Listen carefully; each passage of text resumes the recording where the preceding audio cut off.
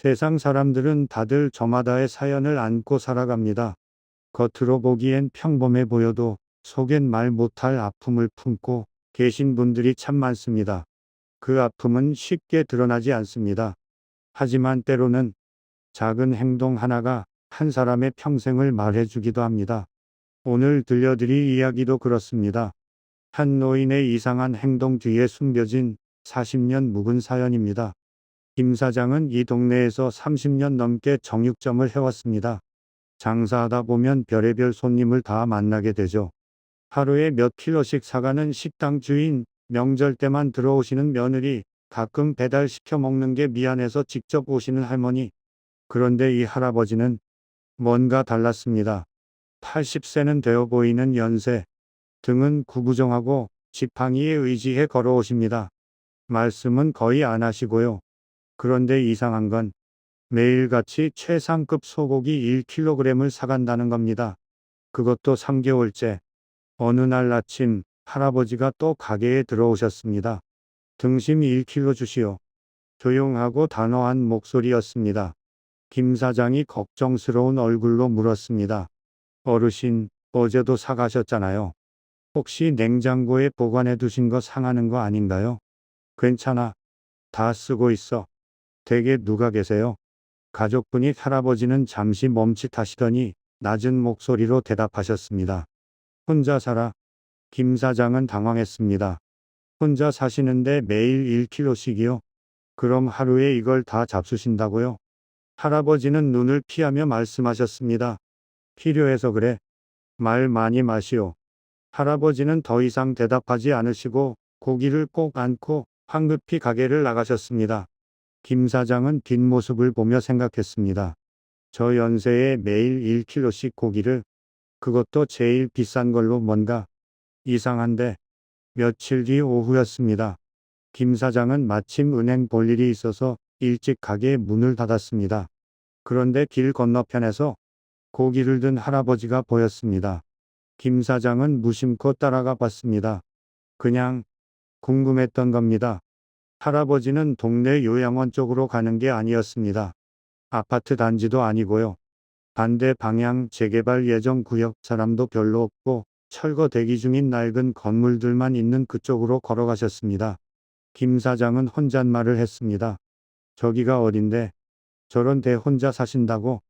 할아버지가 멈춘 곳은 한눈에 봐도 낡아빠진 단독주택이었습니다.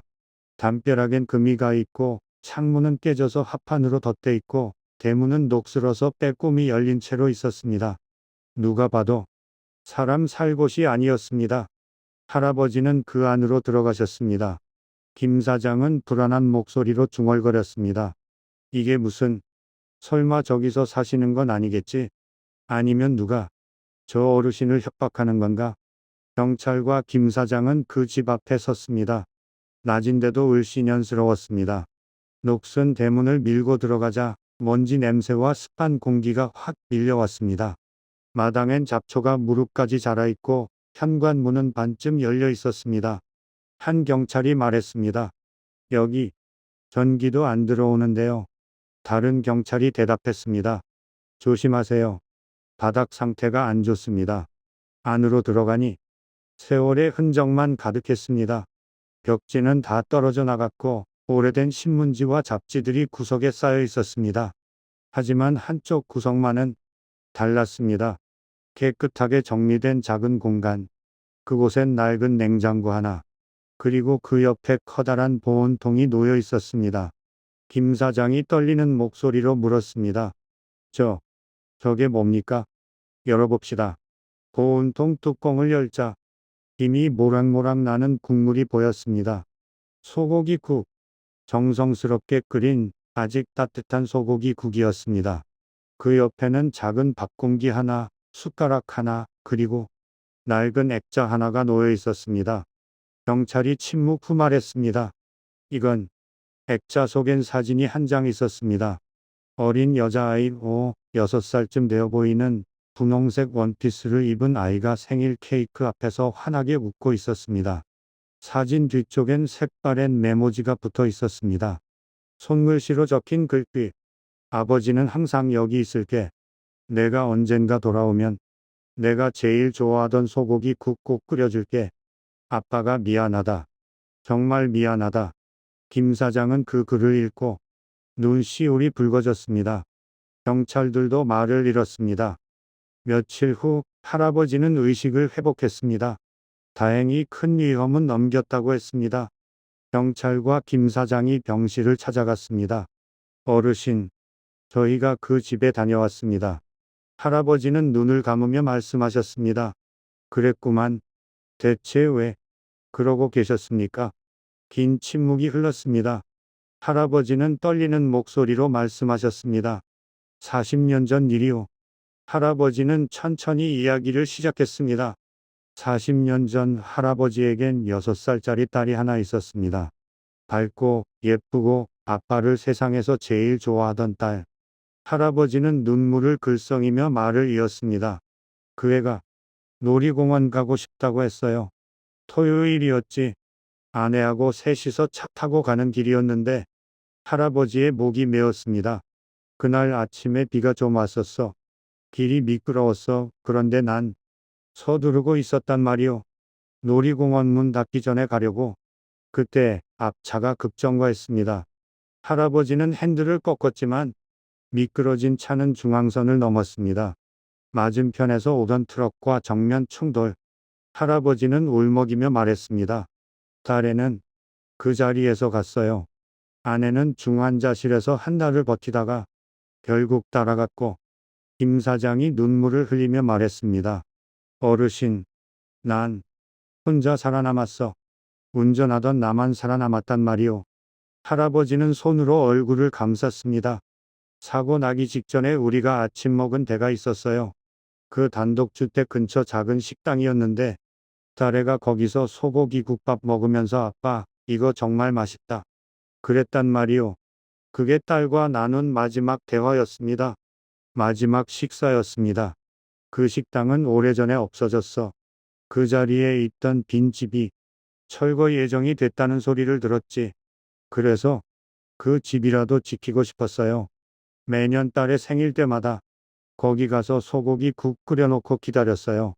혹시나 하는 마음에. 경찰이 조용히 물었습니다. 40년을. 할아버지는 고개를 끄덕이며 대답했습니다. 처음엔 1년에 한 번씩만 갔어요. 그런데 나이 들어서 정신이 흐려지니까 자꾸 그 애 생각만 나더라고. 그래서 요 몇 달은 매일 갔지.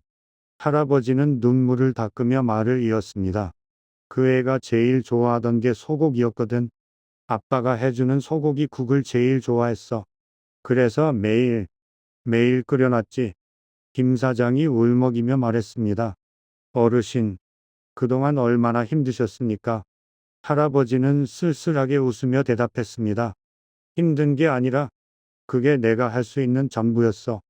내 잘못으로 그 애를 떠나보냈는데 이것밖에 해줄 게 없더라고. 2주가 지났습니다. 할아버지는 퇴원했지만 몸 상태가 좋지 않았습니다. 의사는 시간이 많지 않다고 했습니다. 김 사장은 할아버지 딸의 생일 날짜를 알아냈습니다. 4월 17일, 그날이 다가오자 김 사장은 결심했습니다. 생일 당일 저녁, 김 사장은 일찍 가게 문을 닫았습니다. 그리고 정성스럽게 준비를 시작했습니다. 최상급 한우 등심 정갈하게 끓인 소고기국, 작은 미역국 한 그릇, 하얀 쌀밥, 그리고 작은 생일 케이크. 모든 걸 정성껏 담아서 할아버지가 계신 요양병원으로 향했습니다. 김 사장이 병실 문을 열었습니다. 어르신, 계십니까? 할아버지는 창밖을 보고 계시다가 고개를 돌렸습니다. 김 사장은 상을 펼치며 말했습니다. 어르신, 오늘이 따님 생일이시더라고요. 그래서 제가 같이 상 차려드리려고 왔습니다. 할아버지의 눈이 커졌습니다. 이걸 왜? 김 사장은 눈물을 글썽이며 말했습니다. 혼자 차리시면 쓸쓸하시잖아요. 오늘만큼은 제가 옆에서 함께 있어 드릴게요. 김 사장은 상을 병실 작은 탁자에 차렸습니다. 밥, 국, 미역국, 케이크, 그리고 할아버지가 품고 다니던 딸의 사진을 상 한가운데 세워뒀습니다. 할아버지는 떨리는 손으로 사진을 어루만졌습니다. 수아야, 아빠가 또 왔다. 오늘은 좋은 분이 같이 와주셨네. 할아버지의 목이 메었습니다. 생일 축하한다. 우리 딸 아빠가 미안해. 아빠가 정말 미안해. 김 사장도 같이 울며 말했습니다. 어르신, 따님도 분명 알고 계실 겁니다. 아버지가 얼마나 사랑하셨는지. 할아버지는 미소를 지었습니다. 고맙네. 정말 고마워. 이제는 그 아이가 날 데리러 올 때가 된 것 같아. 할아버지는 눈을 감으며 말했습니다. 희주야, 아빠 이제 간다. 너 기다렸지? 아빠도 보고 싶었어. 그 말을 남기고 할아버지는 조용히 눈을 감으셨습니다. 모니터에 신호음이 점점 느려지더니 멈췄습니다. 김 사장은 할아버지 손을 꼭 잡고 울었습니다. 3개월이 지났습니다. 그날 이후 김 사장은 정육점 계산대 뒤쪽 벽에 작은 액자 하나를 걸어뒀습니다. 할아버지 딸의 사진 그리고 그 아래 적힌 문구. 가장 깊은 사랑은 아무도 보지 않는 곳에서 자란다. 매년 4월 17일이 되면 김 사장은 가게 문을 일찍 닫습니다. 그리고 작은 제사상을 차려놓습니다. 소고기 국 한 그릇, 하얀 쌀밥 한 공기, 작은 케이크 한 조각. 김 사장은 조용히 기도합니다. 수아야, 아버지가 정말 많이 기다리셨어. 40년을 하루도 빠짐없이. 이제는 아버지와 함께 편히 쉬렴. 사진 속 아이는 여전히 환하게 웃고 있습니다. 그 웃음은 한 사람의 인생 전체를 붙잡고 있었습니다. 그리고 그 사랑은 누군가의 마음속에서 계속 이어지고 있습니다. 사랑하는 사람을 떠나보낸다는 건 그 사람과의 약속을 지키며 사는 것일지도 모릅니다. 우리가 몰랐던 누군가의 사연, 오늘도 조용히 이어지고 있습니다.